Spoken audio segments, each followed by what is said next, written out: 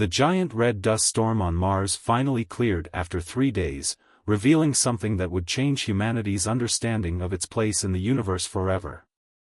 Through the swirling remnants of the storm, a team of human miners spotted an odd metallic glint in the freshly exposed rock face.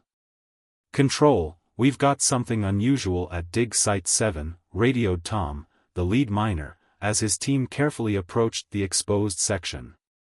What they found wasn't the precious metals they'd been searching for, it was a perfectly preserved recording device, clearly not of human origin.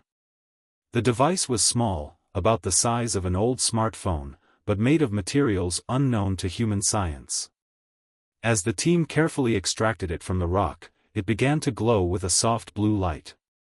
More surprising was that it still worked after being buried for what scientists later estimated to be over 10,000 years. Back at the Mars Base Lab, researchers managed to access its contents. The recordings showed Earth, but not as humans had ever seen it. The footage was taken from orbit, showing the planet's surface through alien eyes. But what shocked everyone wasn't just the existence of alien observers, it was their fear.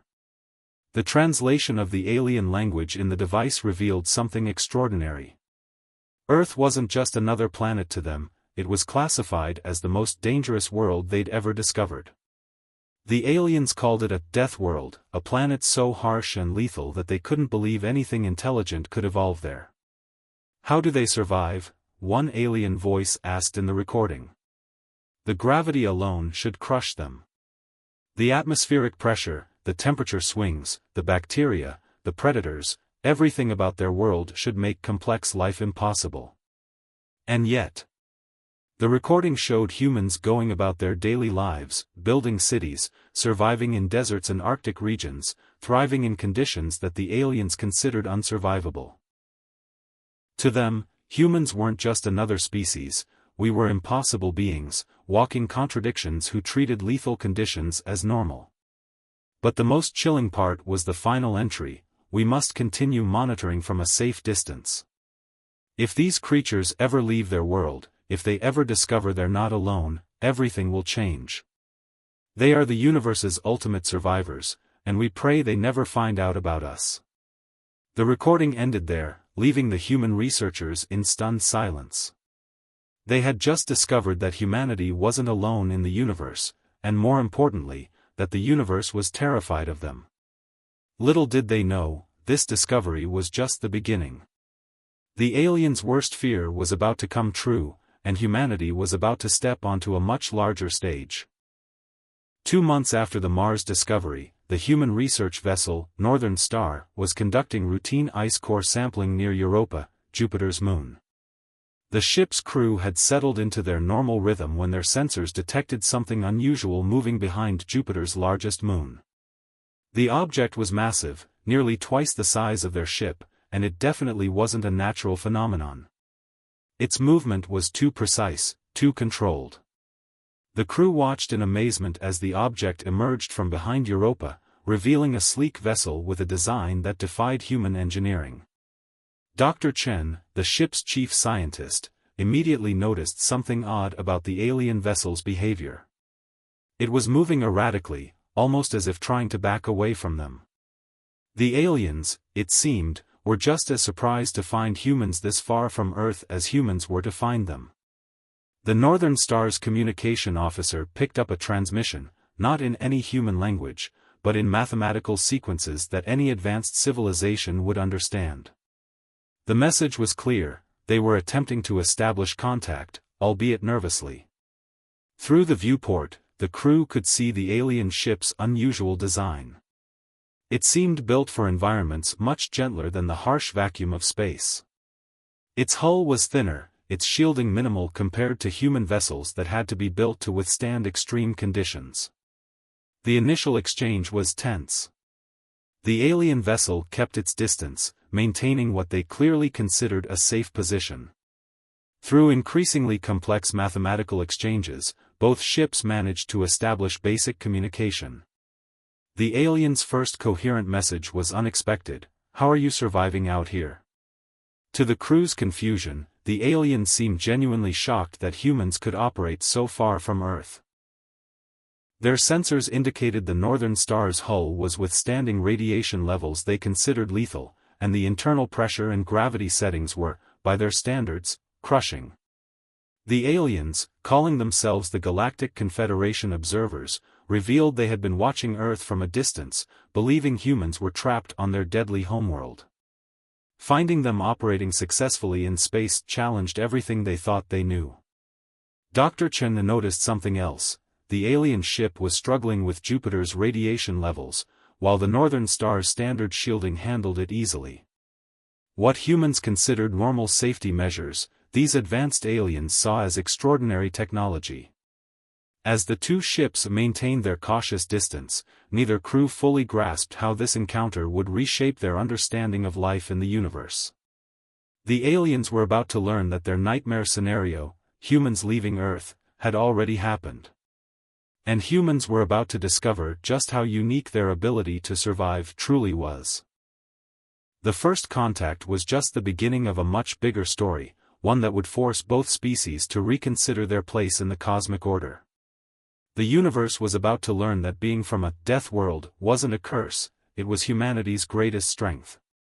As news of first contact spread through human space stations and colonies, the Galactic Confederation reluctantly shared their historical records about Earth. Their archives painted a picture that left human diplomats stunned. For over 10,000 years, the Confederation had classified Earth as a restricted zone.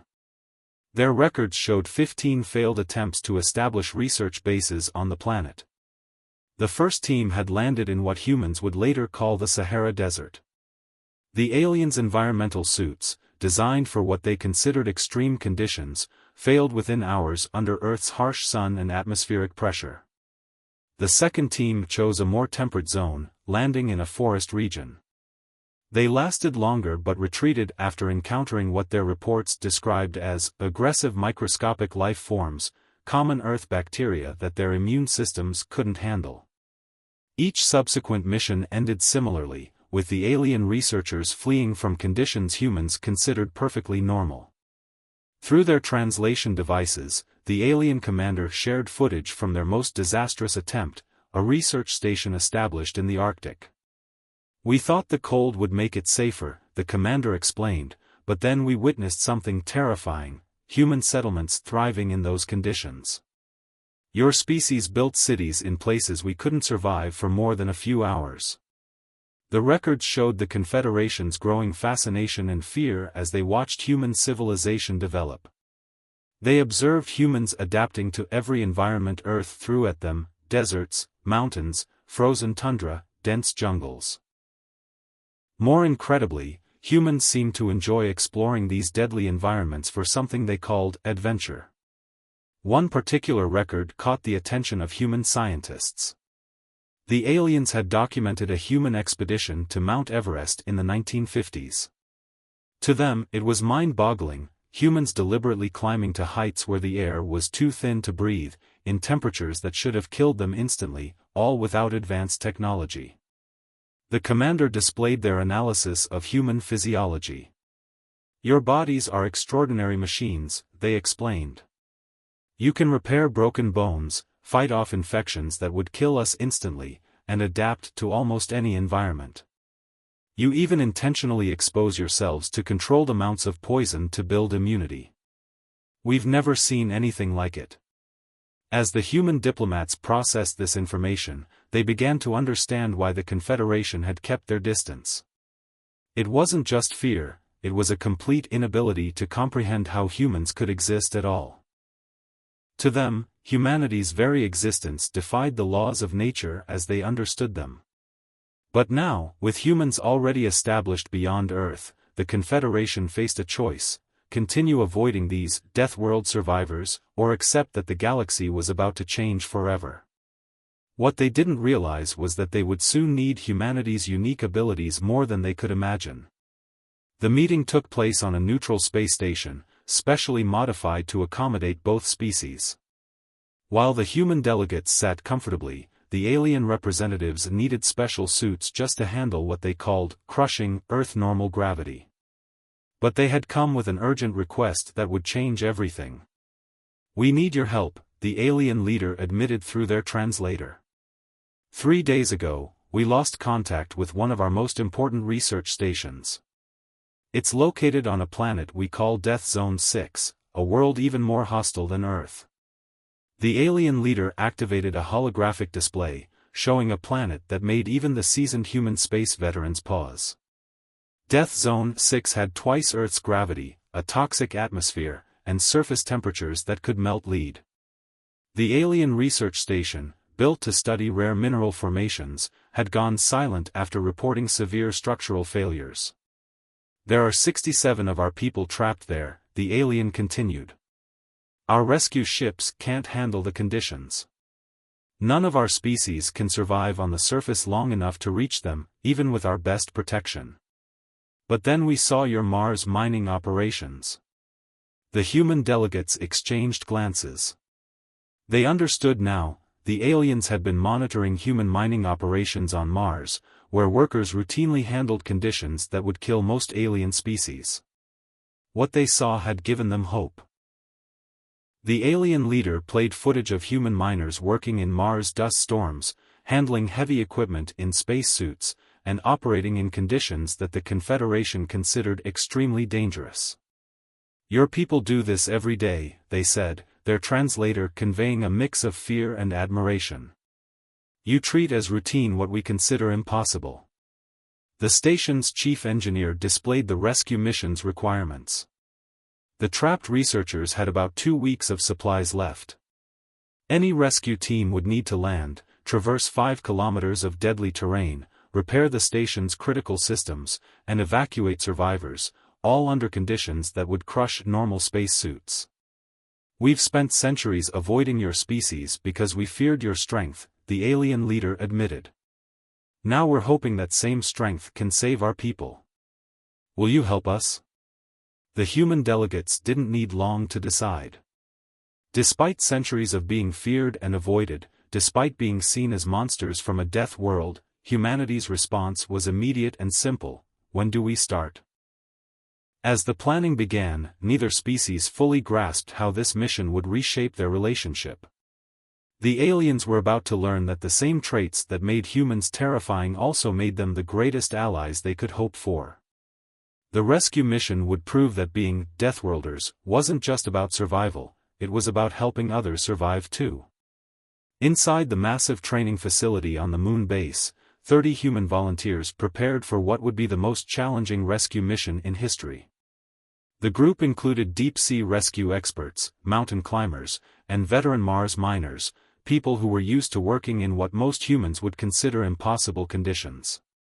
The aliens watched in stunned silence as the humans tested their modified spacesuits in a chamber designed to simulate Death Zone 6 conditions.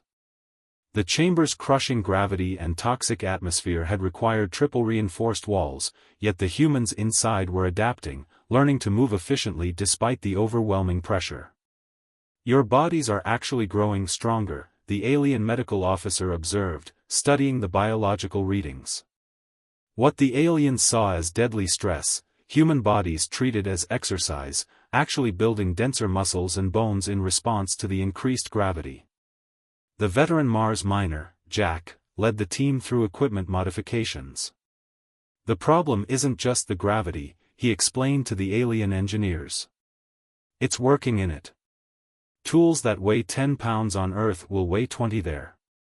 Every movement costs double the energy. The aliens had brought their most advanced survival suits for comparison. The human engineers studied them, then began incorporating alien technology into their own designs.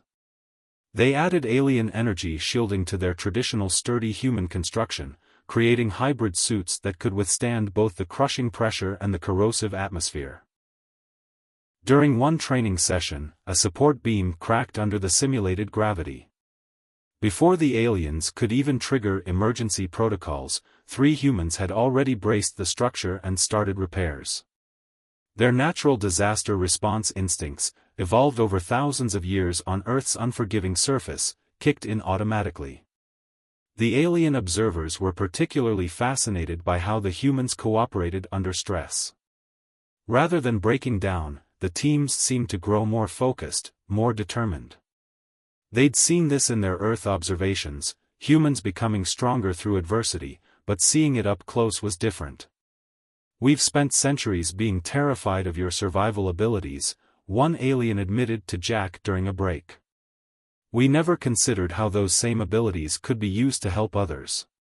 As the training entered its final phase, the human teams had cut their rescue operation time in half. They'd learned to use the crushing gravity to their advantage, developed new tools and techniques, and transformed what the aliens thought was impossible into a challenging but achievable mission. The night before launch, looking at Earth hanging in the lunar sky, the rescue team leader shared a simple truth with their alien counterparts: being strong isn't just about surviving. It's about being strong enough to help others survive too. In Earth's gravity, they could have easily pulled themselves out. Here, the weight of their suits made that impossible. But humans had evolved solving problems together. Without hesitation, the team formed a human chain, anchoring themselves to their equipment. Working against time and the planet's devastating pull, they dragged their teammates to solid ground. The aliens, watching through the rescue ship's cameras, witnessed something they'd never seen: beings working together to overcome a Deathworld's challenges. The team finally reached the station's airlock. The station's structure groaned under its own weight, metal beams bent at dangerous angles. The alien researchers inside had retreated to the central chamber, the only part of the station still holding against the pressure. Inside, the scene was grim. The alien researchers were barely conscious, their protective suits strained to their limits. The human team worked quickly, setting up portable force field generators to stabilize the chamber while beginning evacuation procedures. "We didn't think anyone could reach us," one of the alien scientists managed to say as they were helped to their feet. "When our own rescue teams couldn't land, we thought we were going to die here." The evacuation wasn't easy. Each trip back to the rescue ship meant fighting against the gravity, the storms, and the hostile ground.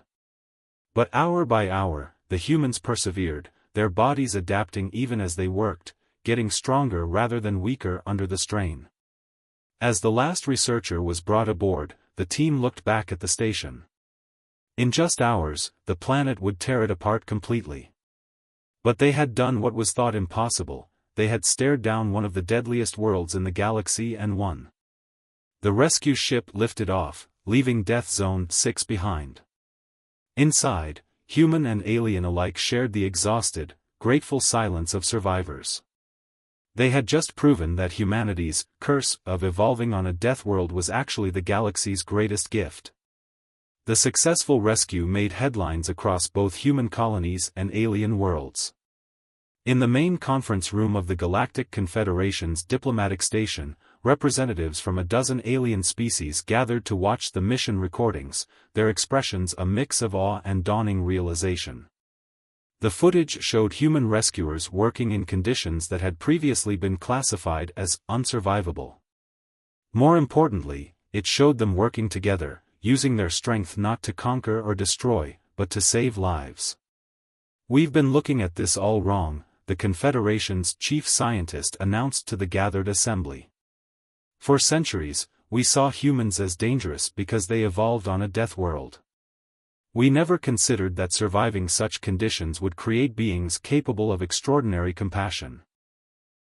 On the station's medical deck, alien doctors were documenting how the human rescuers' bodies had actually grown stronger during the mission. Their bones had become denser, their muscles more efficient. Where other species would break, humans adapted. One of the rescued researchers, still recovering, shared their perspective: "When our station began to fail, we thought we were doomed. Our own people couldn't survive the conditions long enough to help us. But these humans, they didn't just survive, they thrived. They treated conditions that terrified us as just another challenge to overcome." The station's archives were updated, removing Earth's classification as a restricted death world. Instead, it was reclassified as the birthplace of what they now called adaptive pioneers, beings whose very struggle for survival had given them unique abilities to help others. Human diplomatic representatives shared historical records of Earth's rescue workers, firefighters running into burning buildings, mountain rescue teams braving blizzards, deep-sea divers operating in crushing pressures. The aliens began to understand that humans hadn't just evolved to survive their harsh world, they'd evolved to protect others from it. Your history is full of people putting themselves at risk to save others, an alien historian noted, reviewing the records. We thought this was a sign of primitive aggression. Now we see it was evolution's gift, the strength to help those in need.